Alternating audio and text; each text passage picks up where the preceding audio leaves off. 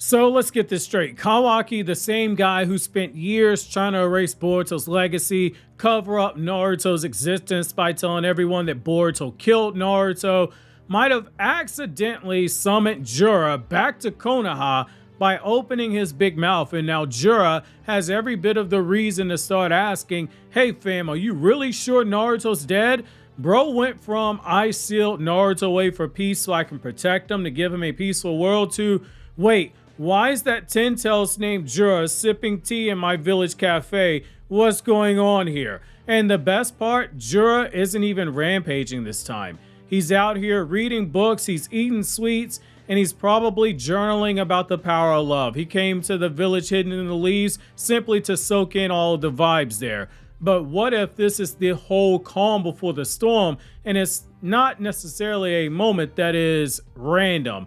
What if Jura's new arrival in Konoha might actually prove that Kawaki's secret about Naruto being alive could end up getting leaked out at some point while Jura's here indirectly and investigating this lie? Because if Jura is obsessed with love, which he is, and he just found out that Kawaki's love for Naruto made him strong enough to now start rivaling a god, obviously Jura being the god, then there's only one logical thing left for him to do: find the source of that love and consume him. Join me in today's newest Naruto Explained video where your OBC, your original Boruto chief, will break down why Jura's return might not just be curiosity, but a trap set in motion by Kawaki's own obsession, how Buddhism might actually hold the key to understanding both of their fates. Also, quick programming note, very important programming note. 20-minute video on Tobirama that's been exclusive on Patreon since June of this year is going up on the channel this weekend, possibly Friday.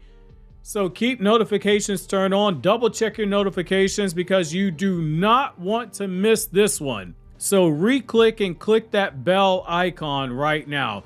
Editing team who worked on that one did a really good job, and I'm proud of the script for that one too because I had a lot of fun writing that one out. Tobirama is one of my favorite characters when it comes to writing stuff. So let's start things out with Kawaki's slip up. During the battle that Jura had with Kawaki after he took out Boruto, we saw Kawaki's emotions reach their breaking point. Every punch, every desperate move he made, it all circled back to one thing in Jura's mind: Naruto Uzumaki. Naruto's disappearance defined Kawaki's identity. He sealed him away because he wanted to protect him. He told the world that he was dead and that Boruto killed him, and he justifies every violent action by claiming this is all for Lord 7.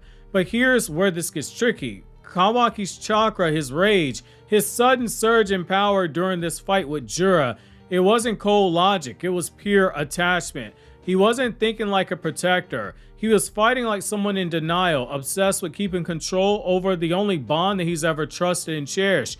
And Jura saw that. Jura, a creature that was born from the Ten Tails, obsessed with understanding the emotion called love, saw how love made Kawaki evolve. It was a disturbing pattern for Jura. From Jura's perspective, Kawaki's strength wasn't divine.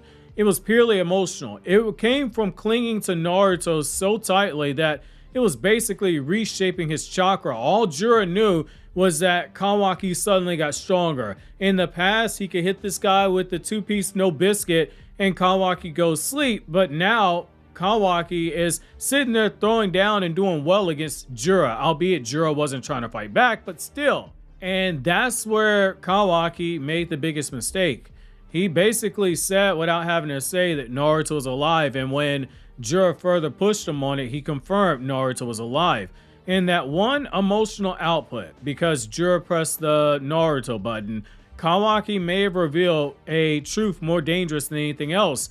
The man that the entire shinobi world believes is dead still exists somewhere, and that Kawaki alone happens to know where. Jura might be going to Konoha, looking at the Ichiraki ramen stand and going, why isn't Naruto here? But now he knows the truth. Kawaki is behind everything.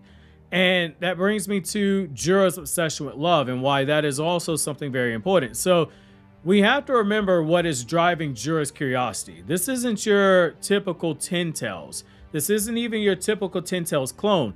Jura's fascinated romantically fascinated by the concept of love. Not so much in romance itself, but he's romanticized the very emotion that romance stems from, which is love.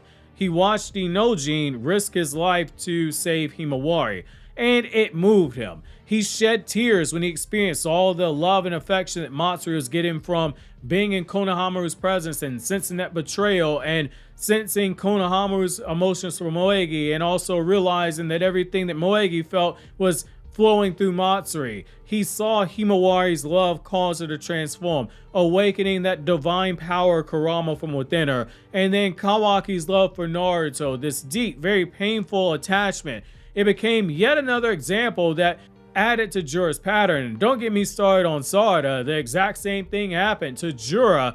Love isn't necessarily just a emotion, it's energy. It's also the key to evolution. He knows that human beings can evolve based off of this emotion. And this isn't just some shonen mumbo jumbo science. You've probably heard the stories. A mom and a child get into a car wreck, and all of a sudden that mother's urgency, that deep love that she has for her child, allows her to lift up a freaking SUV to get her child to safety. It's one of the most primal mechanisms that we have as humans. It is why the Naruto franchise, long before Boruto ever existed, flat out said a shinobi can only tap into their true power and potential when they have something or someone that they love. This ain't Ikimoto ruining the story, this is Ikimoto staying true to the story. Jura understands that key to evolution, that the human heart having a very irrational devotion is what makes human beings strong enough that they can defy gods. So when Jura learns that Naruto Uzumaki, the man who inspired this world we're in now to love, might still be alive, he doesn't see it as a rumor. He has confirmation now. And he also sees Naruto as a ultimate source of energy. I want you to think about it for a second. Jura, for him, consuming Naruto will be like consuming the sun itself. The man who taught an entire generation what love, forgiveness, and perseverance looks like. Naruto was the light that shined through the darkness of the Fourth Ninja War. Naruto, being sealed away by Kawaki, has taken the sunlight out of the world, and we see it cloaked in darkness yet again. Jura now knows that that sun is still out there, and now he's willing to go get it. So where does Jura go next? Well, he goes to Konoha, not to destroy it, not to hunt immediately, but instead he is observing. You can't convince me otherwise. He's drinking tea, he's reading books, he's strolling along like a scholar of emotion. He's soaking in the vibe of the very village that Naruto built. The village that's powered by love, by bonds, by connections, and God knows there's a swing somewhere that Jura's sitting on, and he's thinking Naruto once sat on this swing one day. He was a child holding that rope, pulling the rope in the direction of those kids, trying to bring them closer to him. If that's making you tear up, it absolutely should. But Jura's doing all that because he's gathering intel. So if Jura's actions look like they are passive, it's because he's not hunting the person. He's hunting the truth. He's hunting what that very person represents. And this brings me to why Jura investigating is so freaking dangerous.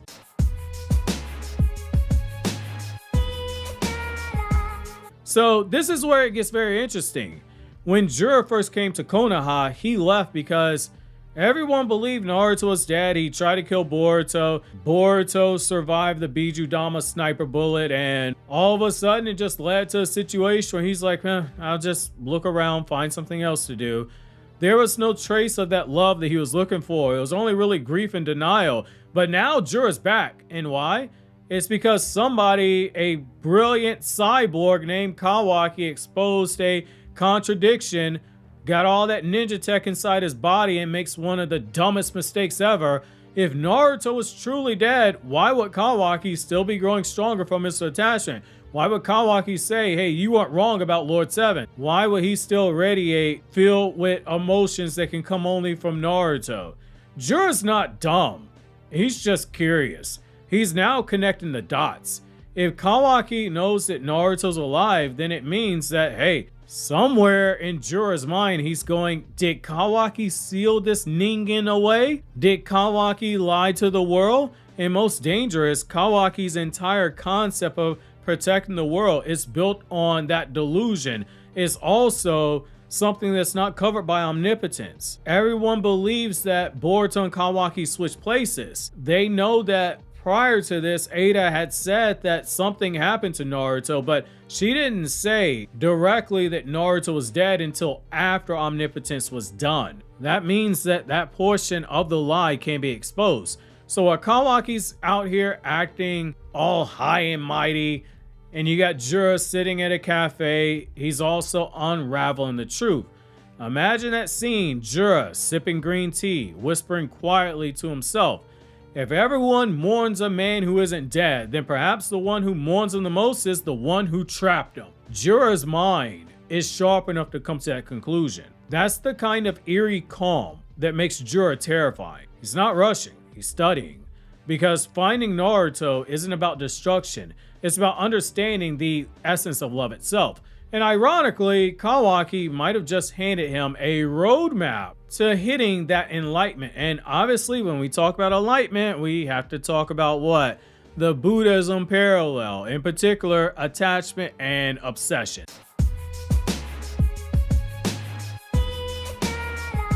So let's go deeper here, because the storyline, like a lot of storylines in the Naruto franchise, mirrors Buddhist philosophy deeply. Perfectly, actually. In Buddhism, attachment is seen as one of the primary causes of suffering. Reminder, the entire Naruto story is a story of samsara. Samsara is the cycle of suffering. The more that we cling on to something, a person, an idea, an outcome, an ideal, the more we distort reality to protect that attachment. That's basically Kawaki in a nutshell. He's not protecting Naruto, he's possessing him. By triggering omnipotence inside of Ada, he quite literally distorted reality. His love is something that isn't selfless devotion. It's control disguised as care. I'm not saying that Kawaki doesn't love Naruto, he does. I am saying he is obsessed though. By sealing Naruto, he believed that he could preserve him and unseal him after making the world safe for him. But in doing so, he's created an illusion, a world where everyone now believes a lie. And he alone clings to that false sense of peace when you think about it. And in Buddhism, illusions that are created by attachment, they inevitably collapse. That is why I've been saying, ever since omnipotence happened, we're going to be on a slow marching drum beat to the moment where Kawaki crashes out. This is where entering Jura is so important. He is the embodiment of the karmic connection. That is why him being a Ten Tails is so important, because again, Ten Tails comes from Naruto. Naruto is a story of samsara. In this lens, Jura represents that samsaric reflection of Kawaki's inner state. He's the being born from pure desire, a manifestation of what happens when attachment evolves into hunger and desire. Jura doesn't just study love, he wants to consume it. He's the literal predator of attachment, the cosmic punishment for those who cling on too tightly. So if Jura eventually discovers the truth, that Kawaki lied, that he sealed Naruto, that he trapped love itself, then that karmic wheel is going to turn.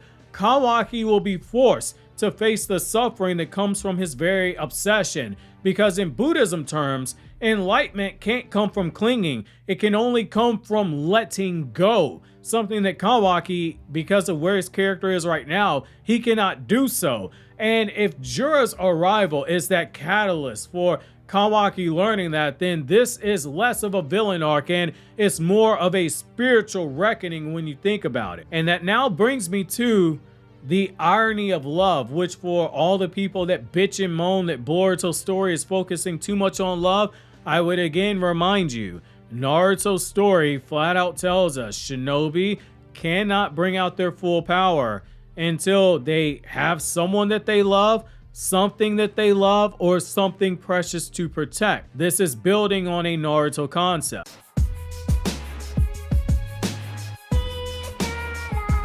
The irony in all this is that both Kawaki and Jura, they're chasing the same thing, love, but they're doing it for entirely different reasons.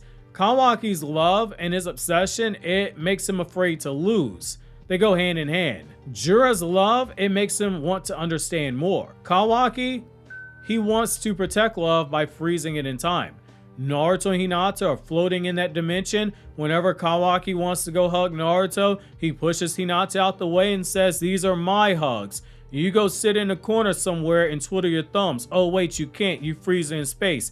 Be gone, bitch." That's basically what Kawaki is saying. Jura wants to consume love by experiencing its totality. In Buddhism symbolism, these are two sides of the same delusion. Clinging and craving both lead to suffering, both lead to rebirth inevitably, because one will cause somebody to learn to transcend that cycle. That is what Naruto's story was about, a samsara story. Boruto's story is about transcending the cycle of samsara, doing what characters in Naruto tried to do, and most of them failed to do so. So if Jura ultimately exposes Kawaki's secret indirectly, that Naruto's still alive, it'll mark the collapse, the beginning collapse of Kawaki's illusion. The perfect world that he thought that he could build, it will crumble under this truth. And maybe that's the point, because in order to grow beyond attachment, you must face what your love has turned you into. And because of how stubborn Kawaki is, that's going to lead to him crashing out. For Kawaki, that's not being a hero. It's exposing he's a liar with good intentions. He's a consequentialist with good intentions. For Jura, it's not necessarily being a monster. It's just being a mirror. So yeah, Kawaki might have just created his own nightmare. He wanted to protect Naruto so badly that he sealed him away and he lied to the world. But in doing so, he attracted the one being in existence that is drawn to love's contradictions. Jura's not in Konoha for the sweets or for the vibes or the tea. I think he's indirectly here looking for the truth. And when he finds it, Kawaki will finally have a way to confront the Buddhism lesson that he's been running from. That love, when tainted by obsession, doesn't protect, it destroys. And that's not just something that applies in Buddhism. It doesn't matter what religion you're in. You can find language like that in every freaking religion. That is why I like bringing that stuff in there, because it adds a deeper layer of appreciation to the story that's being told. This is just a discussion, but I feel like it fleshes things out a little bit more. And maybe, just maybe, that might be how Kawaki's illusion finally begins to unravel, and that sets the stage for Boruto helping the guy reach his enlightenment. Obviously, if you enjoyed this video, consider subscribing. Clicking here on the left for this Naruto Explained video. Click here on the right for my new Chainsaw Man chapter review, which, Jesus Christ, this was a good chapter for Chainsaw Man. Or click above that for the new video for my Everything One Piece Explained channel, where I only talk about One Piece.